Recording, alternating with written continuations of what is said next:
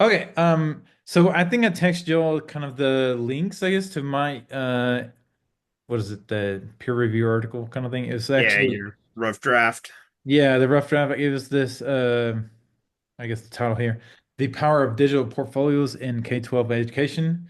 Um So I just got a panel interview kind of thing of some other teachers in my district or my technology center where I teach, and got their kind of like take on like how portfolios would be beneficial in their classes. Like they teach engineering or architecture or culinary, I think, and just some different things. So that was high school and their perspective. But I guess my thinking is like on my rough draft, I put them like if you're in elementary school, you can use like Seesaw, which is more like posting things on like a thread, kind of like more like Facebook. It just post things, and that we can third graders can actually read just audio, like record their reading, and so it can record their reading fluency, like at the beginning of the year, and then at the end of the year, they actually can record themselves reading the same thing, and so therefore they can see how it's improved, stuff like that. And then that's something that the parents can actually see,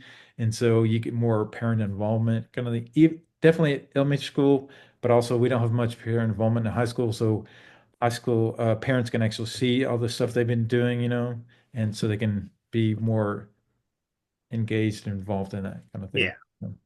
And I think I actually, so like third grade, and like first grade, second grade, I'm like, I don't know if they really don't do a seesaw like game, but third grade to, maybe sixth grade, and like seventh, eighth, and ninth grade, do like a Google site where it's eh, getting more customizable with the students, kind of like more maturity level and their kind of knowledge.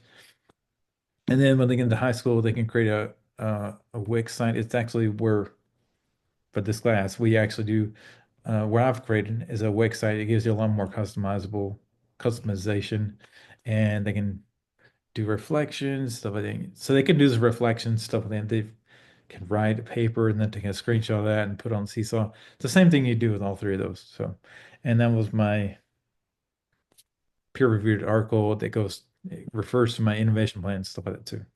So, do you have any thoughts? I think that's great. Like kids learning how to do digital portfolios like while they're in school. Because then if they're taking some, like you work at a career and technology center, so those are kids that are t the kids that take classes there are tending to want to be, you know, may not go the traditional education route. Like they may go trade school, they may go, specialty schools, but at the end of the day, most of those require you to have some portfolio of work. And if they're already building that at the high school level, they already have a ton of stuff that they can refer back to, like when they're, building an online resume, like creating a LinkedIn or, just applying for jobs. They have something that they can share that says, here's my, uh, uh, list of works that I've done or I've been projects I've been working on. Yeah, yeah, that's good. And also, like, definitely they can show the work you've been doing in a class, and also you can actually show the reflection pieces, and you can see like, oh, how can you improve, and so they can actually see the reflective part and Yeah. the important part of the portfolio process as a reflection of not just this is the stuff I created, then like reflecting upon like how can I done it better. Same with writing kind of thing. Post your a screenshot of your writing example, and so like, okay, how can I improve on this, or what do I need to work on? Post a rough draft and a fall draft, or how I improved stuff like that. So And yeah, and that also gives them, like you said, that reflective piece where they had something stored looking at where they were beginning as opposed to where they are end of year.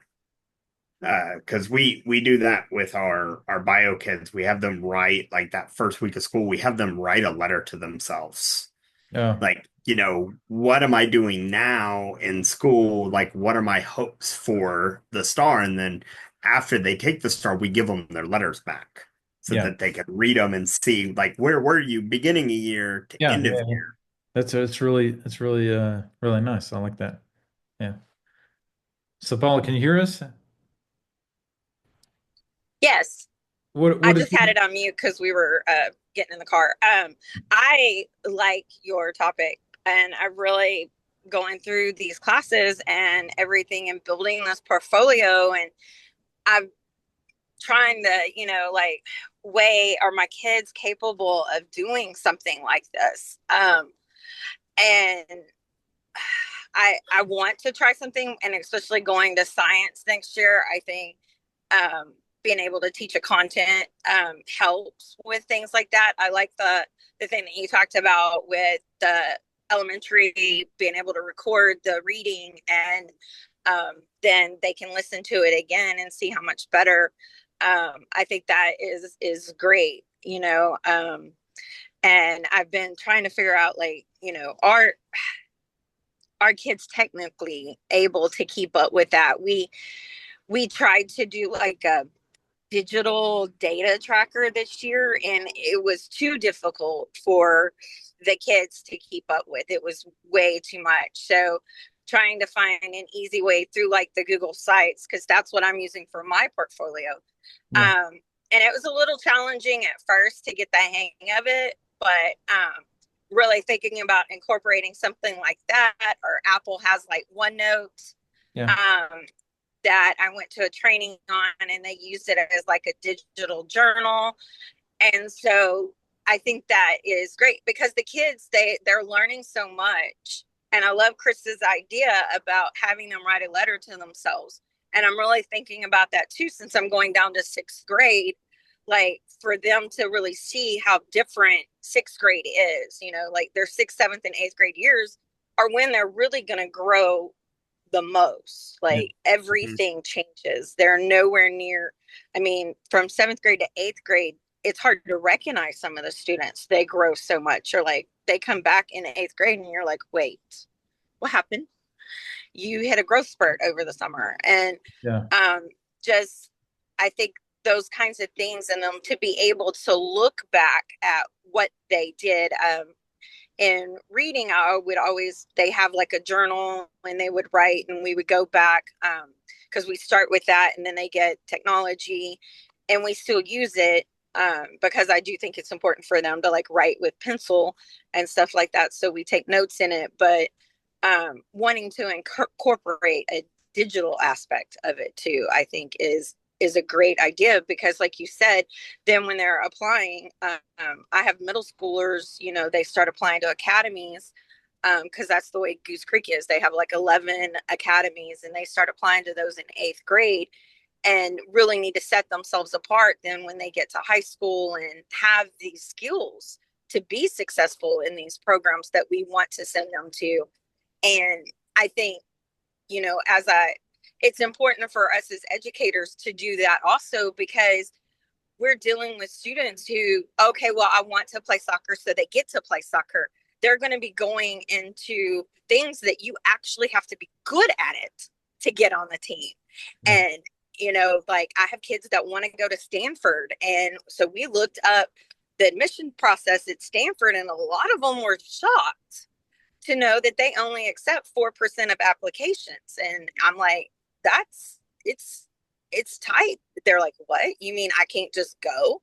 yeah, No, you have to get accepted. How do you set yourself out when you're one of 50,000 applicants and they're taking less than 2,000? yeah, Like I think it's so important for us as educators to really focus on the fact that we're growing adults.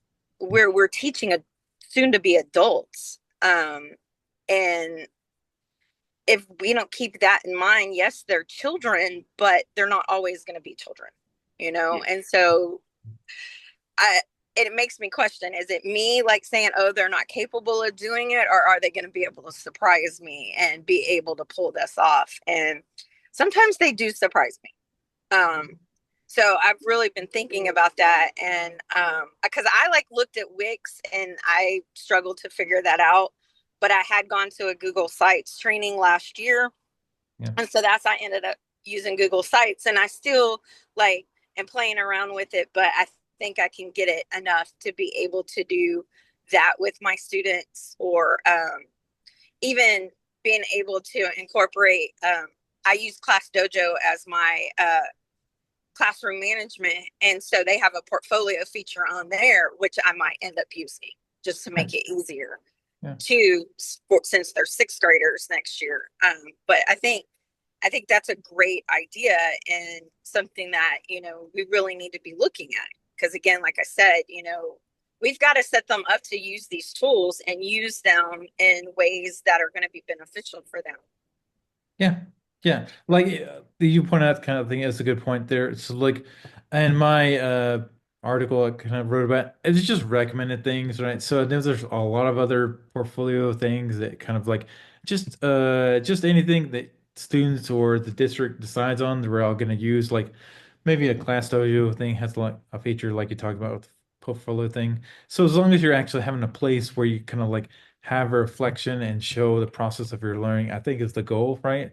So the Yeah. platform you use is really not, um, that's not the really important part right there. And so I think it's just those things I recommend kind of like in my experience of like it's nice things like Seesaw is pretty easy for students to just post things, you know, and And and that one like really easier is like a lot easier to use if you have iPads instead of Chromebooks yeah, because yeah, it yeah, has a lot more touch yeah, yeah, capability. yeah. And like for instance, like I think I posted off talked about this a little bit, is like when you're doing portfolios, you still do traditional teaching, like you introduce Yeah. things. So you introduce the maybe like you're an earth, in like earth science kind of teacher in the fourth grade.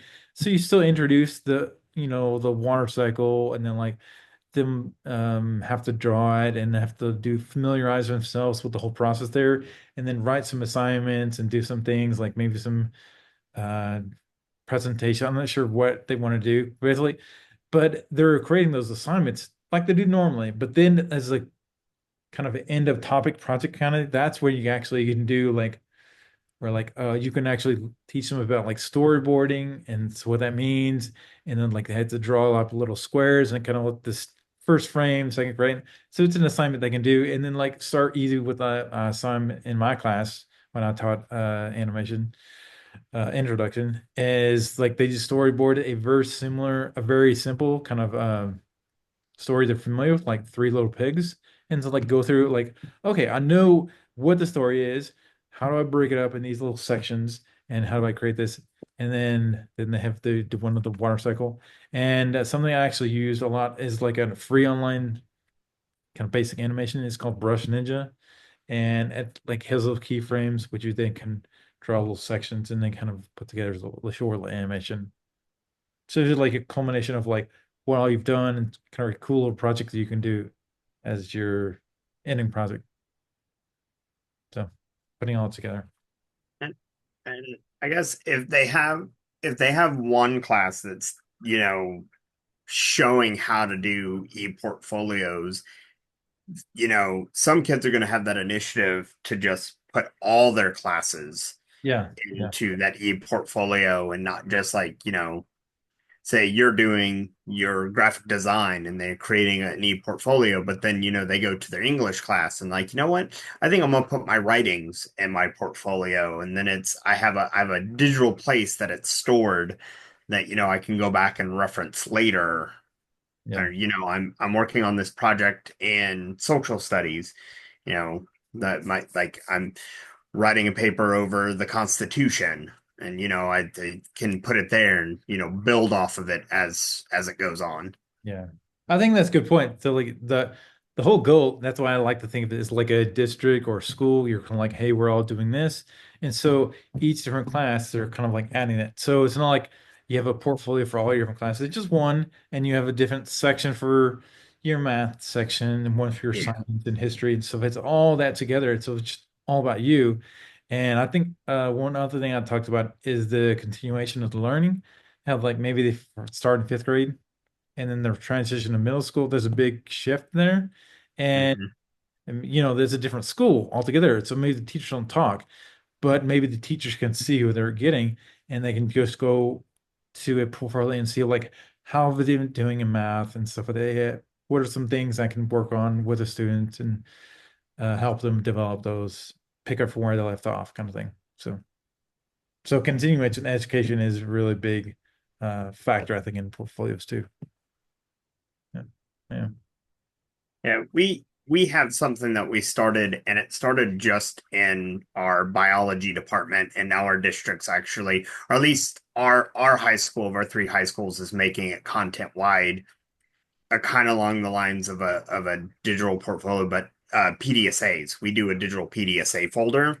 So instead of having the poster up or we talk about it, we write on the posters like, okay, here's the next test. This is, this is what our goal for the class average. Having all written up, we through Google we run a script and it creates Yeah. uh, a Google Sheet for them for every student on our roster, and it shares it with them. But we can go in and look at them, Yeah. and it has a list of all our tests, so they can go in and put their like what do they hope to get, and then after they take the test, they can put in their actual grade, and then it compares their goal versus what they actually got, and then they put the class average in there, and then it shows how they stack up to class average. But then each week they go in and it's like, all right, what is my grade at the start of this week? Yeah. All right, what is my goal for the end of the 9 weeks? What do I need to do? Reflect on what do I need to change to be better for the next 9 weeks? Yeah. Yeah. Yeah. I agree. Definitely. That's great. I agree with everything you said. So I guess maybe Paula's like she's driving, I guess, so she dropped out, I guess, a little bit. So I'm just gonna go ahead and No, stop. I'm here. Okay, Okay, sorry. Is there all anything right. things you wanted to add, I guess, Paula? I was gonna I like that whole idea. And there was something I was gonna say a while ago, and now I have forgotten what it was. Um, don't even remember what it was. You were talking about using it. I can't remember now. But I love your ideas. I think that is like something that's really needed. And I liked how you even talked about they could have that initiative to go further. Oh, I remember what it was. I think that cute, cool ideas that kids might buy into is because of social media. They're used to video and all these kind of little things. And so being able to put like a little 30-second video on their portfolio of their learning of the week and, like this week, this is my takeaways and doing like a video reflection might get kids to like buy into the portfolios and stuff. And then they can go back. It gives them a place to post something, possibly collaborate with others on their Yeah. learning and stuff like that. Because I have, students all the time trying to record a 30-second video in class, and it's like, of what? And this generation of students, they really just like, I get blown away because they would prefer to watch other people play a game than to play the game themselves. And Yes. Yeah. it's I don't know, it's just weird as a generation.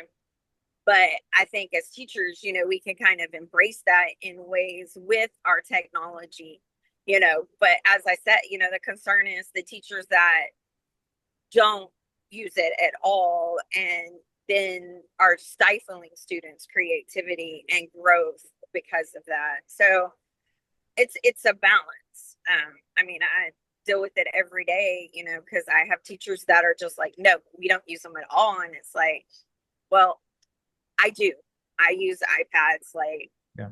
but my kids know, like, whenever I ask them to put it away, they put it away. And we're going to do stuff on paper.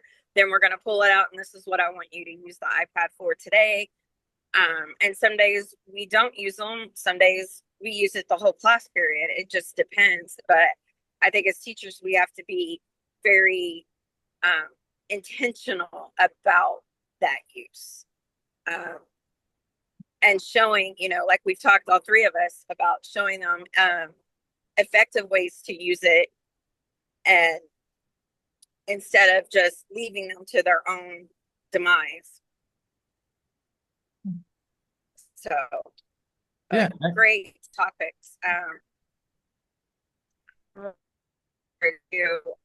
I've really enjoyed this because it has gave us a chance to like talk and find different ideas and different things that people are doing and different ways we're using technology and stuff like that to kind of make those changes on our campus and to push people in ways to continue to learn and embrace the technology and stuff because it's not going away. Yeah, yeah. No. Well, okay. I guess I'm gonna stop the recording. Thanks for your input and everything. So. Yeah.